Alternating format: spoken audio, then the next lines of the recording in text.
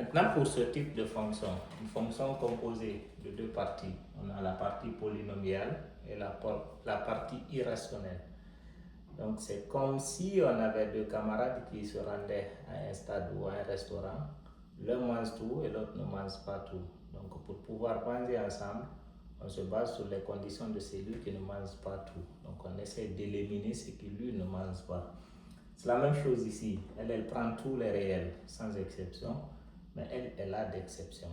Donc, on ne s'intéresse pas du tout à la fonction polynomiale. On s'intéresse à la fonction irrationnelle. Donc, la condition d'existence de cette fonction se prend quel que soit x appartenant à R, tel que je m'intéresse à la partie irrationnelle. Le radicand doit être supérieur ou égal à 0. Donc 2x moins 3 doit être supérieur ou égal à 0. J'essaie de résoudre cette inégalité.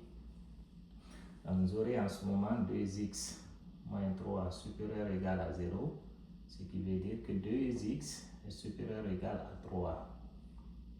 Et le x est supérieur ou égal à 3 sur 2. J'essaie de représenter ça sur l'axe réel. J'ai 0, 1, 2, 3, par là 4, par là moins 1, moins 2, ainsi de suite. Donc 3 demi. 3 demi, c'est égal à 1,5, ça se trouve entre 1 et 2. Donc je prends 3 demi quelque part ici. Et on dit supérieur ou égal, ce qui veut dire qu'il fait partie parce qu'il est égal. X égale à 3 demi. Supérieur, tous les nombres qui sont supérieurs à 3 demi. Les nombres qui sont supérieurs à 3 demi. 2, 3, 4, 5, 6. Donc c'est vers le côté droit.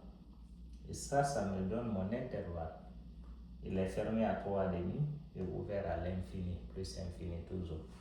Donc l'ensemble de définition de la fonction f, c'est l'intervalle fermé de 3 demi jusqu'à plus infini. Donc je me suis seulement intéressé de la partie irrationnelle parce que la partie polynomiale n'a pas d'exception.